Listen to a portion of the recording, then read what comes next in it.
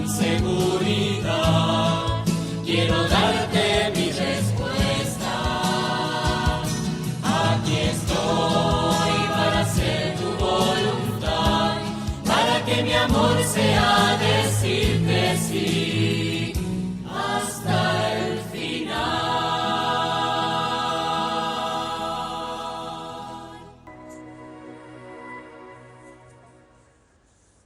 Jesús bajó a Cafarnaúm, ciudad de Galilea, y enseñaba los sábados. Todos estaban asombrados de su enseñanza porque hablaba con autoridad. En la sinagoga había un hombre que estaba poseído por el espíritu de un demonio impuro y comenzó a gritar con fuerza: ¿Qué quieres de nosotros, Jesús Nazareno?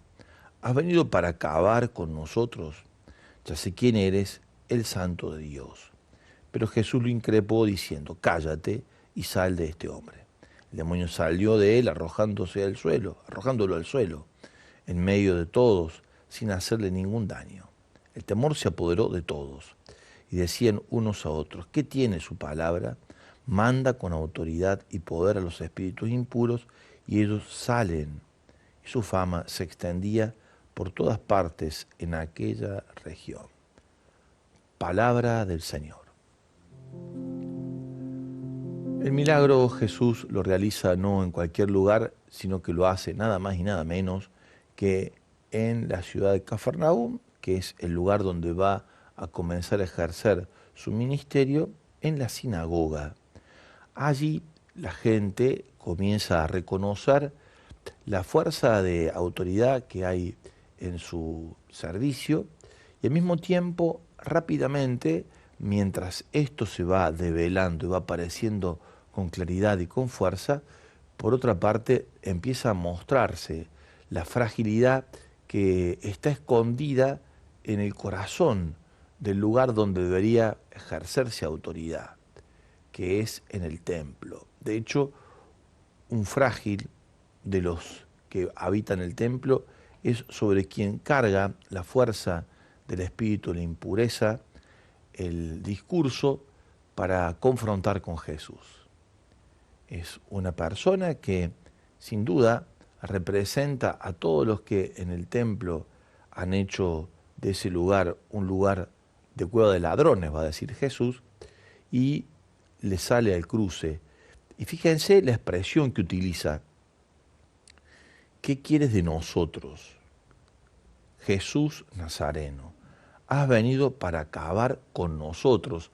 Habla en plural, habla como legión.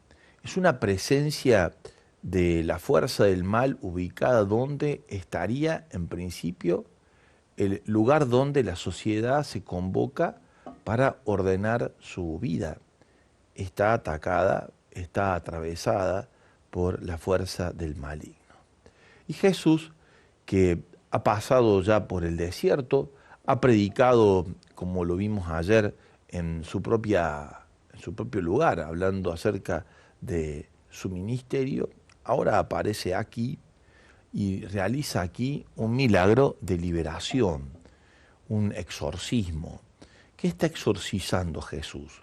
Está exorcizando la mentira, la falacia, la hipocresía, los modos de autoritarismo. Ustedes cargan cargas pesadas sobre los hombros de los demás, no las mueven ni con un solo dedo, va a decir Jesús. La falacia, el haber hecho de la casa de Dios, la casa del Padre, una cueva de ladrones.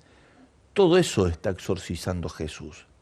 Está como mostrando rostro, siguiendo la enseñanza de San Ignacio, mostrándole rostro a la fuerza del mal, enfrentándolo, y a partir de ahí, en el comienzo de su ministerio, estamos en el capítulo 4 del Evangelio de San Lucas, va a confrontar con él de muchas maneras, de muchas formas.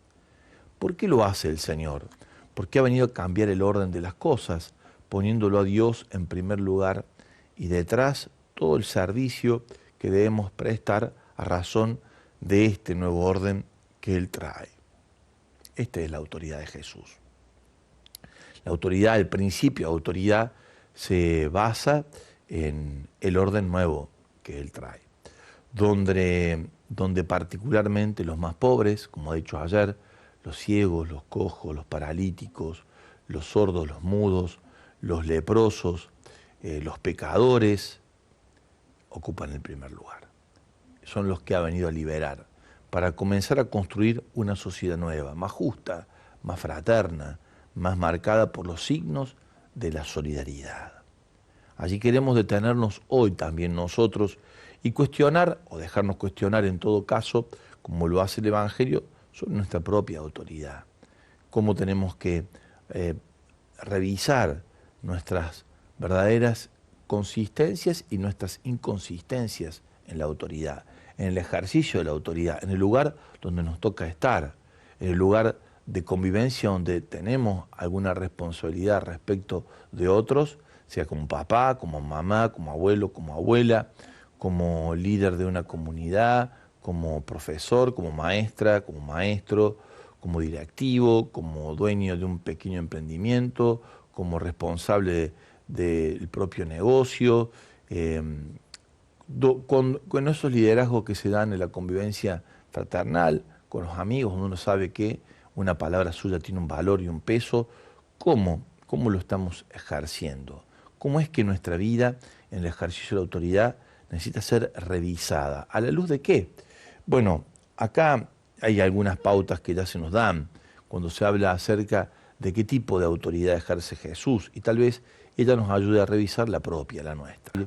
Tiene que ver con la coherencia entre el sentir del Señor en lo profundo de su corazón, su propuesta que nace del ideario de orden nuevo que trae el reino, y su actividad concreta que certifica aquel sentir, ese pensar, ese quehacer, esa coherencia. Coherencia significa, según el diccionario, cohesión, relación o unión de unas cosas con otras.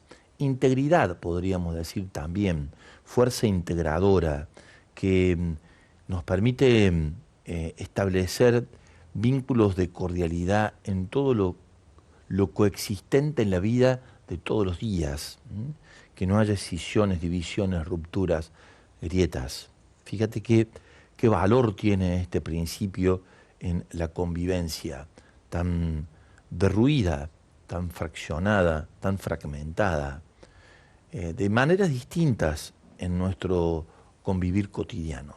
De allí que necesitamos pedirle al cielo que nos regale de esta gracia de un principio de autoridad nueva, no formal, no impuesta, no devenida en una imagen de autoridad, mucho menos en un ejercicio despótico de la autoridad, sino de la fuerza integradora que la autoridad, que el peso que tienen las cosas nos permita así vivirlo y así compartirlo donde nos toca estar.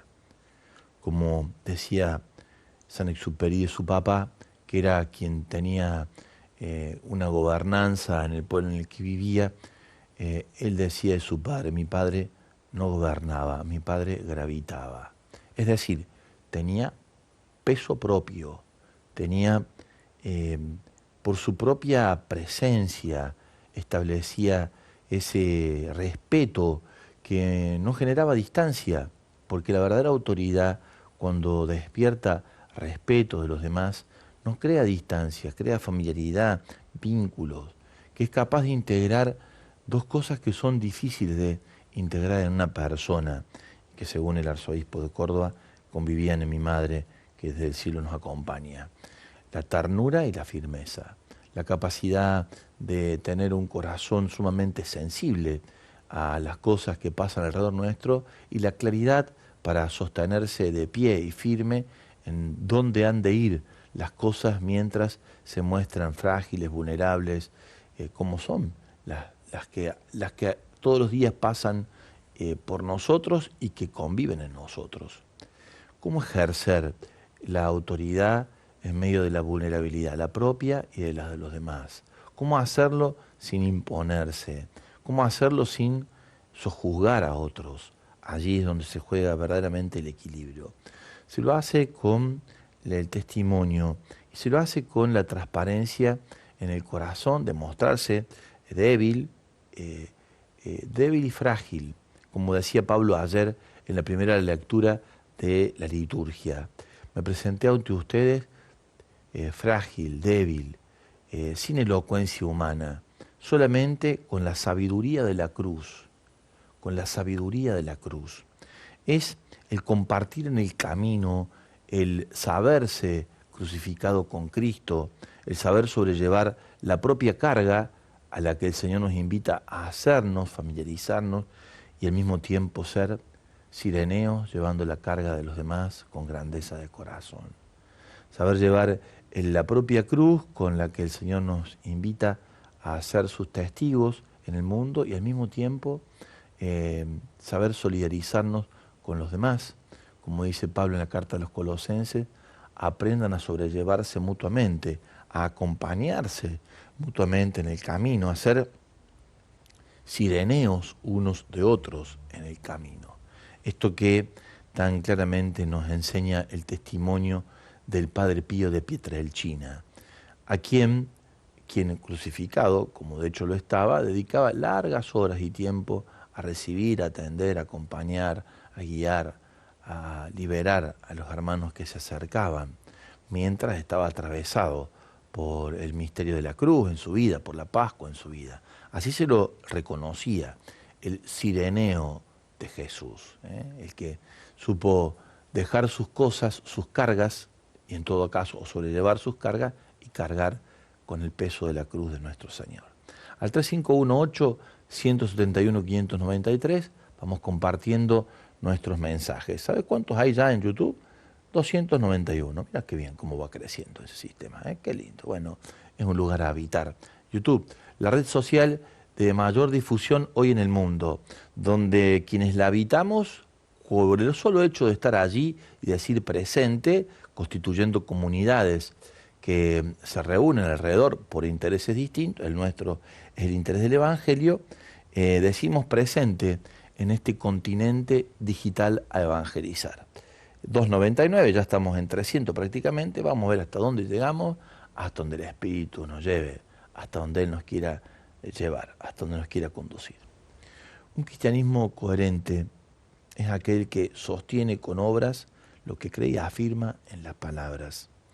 No hay diferencia entre lo que uno y lo otro. Se descubre en él o en ella una estrecha unidad entre la fe que se profesa con los labios, la fe acogida en la mente, en el corazón y la conducta de vida cotidiana. Esa fe pasa a la oración, se muestra y evidencia por los actos.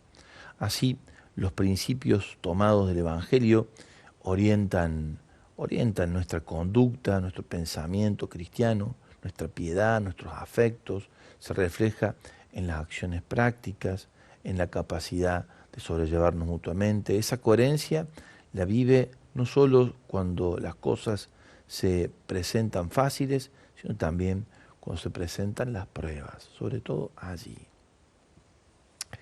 Un cristianismo incoherente en la fe y en las condiciones de ser bautizado, en cambio, es aquel cuyas obras contradicen abiertamente lo que se sostiene con la palabra.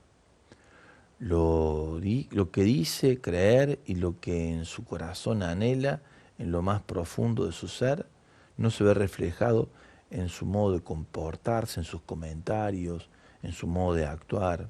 Soy creyente, pero a mi manera. Soy creyente, pero siempre y cuando. Soy creyente, pero no practico. Solemos escuchar también por allí, ¿no? Es como, dicen algunos, un agnóstico funcional. Es un ateísmo en la práctica. Un agnóstico funcional, un ateísmo práctico. Es la incoherencia la que desvía el evangelio del corazón de los hermanos. Como decía Mahatma Gandhi, creería en Jesucristo y su mensaje si no fuera por los cristianos. Duro comentario de este gran personaje, ¿no? Gandhi decía que no encontraba en el testimonio cristiano la sabiduría de la enseñanza de Jesús. Tal vez llegaron como no coincidieron con Teresa de Calcuta. Si lo hubiera conocido en la India, hubiera dicho, acá hay una cristiana que vive a fondo el Evangelio de Jesús. Ojalá encontremos muchas Teresas de Calcuta, Teresa de Calcuta en el camino. Más allá de mis miedos, más allá de mi inseguridad, quiero darte mi respuesta. Aquí estoy para hacer tu voluntad, para que mi amor sea decirte sí hasta el final de mis miedos, más allá de mi inseguridad. Quiero darte mi respuesta. Aquí estoy para hacer tu voluntad, para que mi amor sea decirte sí